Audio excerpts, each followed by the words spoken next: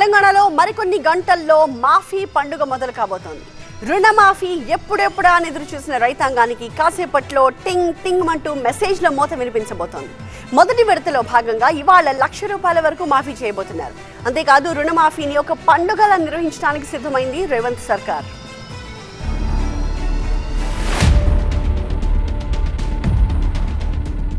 Congress party 6 గ్యారెంటీల్లో అతి ముఖ్యమైన హామీ రైతు రుణమాఫీ.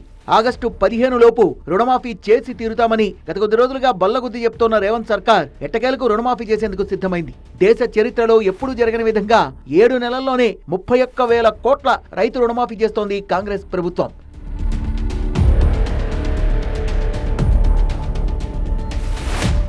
రాష్ట్రంలో మరికొద్ది గంటల్లో రుణమాఫీ ప్రక్రియ మొదలు కాబోతోంది. మొదటి విడతలో భాగంగా ₹1,00,000 వరకు రుణమాఫీ ఇవాళ సాయంత్రం 4 గంటలకల్లా లబ్ధిదారులందరి ఖాతాల్లో జమ కానుంది. 11.05 లక్షల మంది లబ్ధిదారులకు 6.08 వేల కోట్ల రూపాయల్ని రిలీజ్ చేసేందుకు అన్ని ఏర్పాట్లు చేసింది తెలంగాణ ప్రభుత్వం. ఈ నెలాఖరులోగా 1,50,000 వరకు ఉన్న రైతు రుణాల మాఫీ జరగనుంది.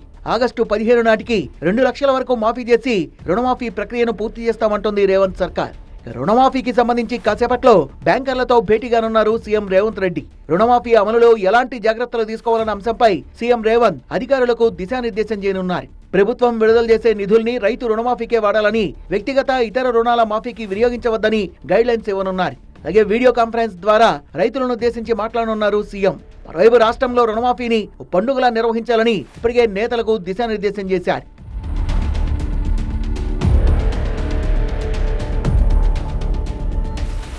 బంగారం తాకట్టు పెట్టి అగ్రి లోన్స్ తీసుకున్న వారికి రుణమాఫీ అవ్వదని ప్రభుత్వం తేల్చేసింది.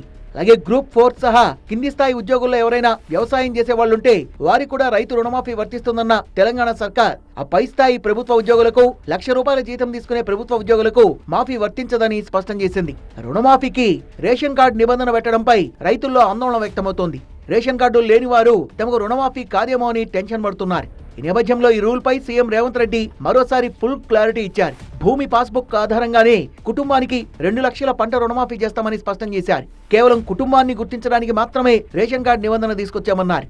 2018 డిసెంబర్ 12 నుంచి 2023 డిసెంబర్ 9 వరకు పంట రుణాలు తీసుకున్న వారికి ₹2 లక్షల రుణమాఫీ వర్తిస్తుందని సీఎం రేవంత్ రెడ్డి స్పష్టం చేశారు. మొత్తంగా మొదటి విడత రుణమాఫీకి అన్ని ఏర్పాట్లు పూర్తి చేసిన తెలంగాణ ప్రభుత్వం తెలంగాణలో ప్రతి ఒక్క రైతు సంతోషంగా ఉండాలన్న లక్ష్యంతో తాము ముందుకెళ్తున్నామని స్పష్టం చేసింది.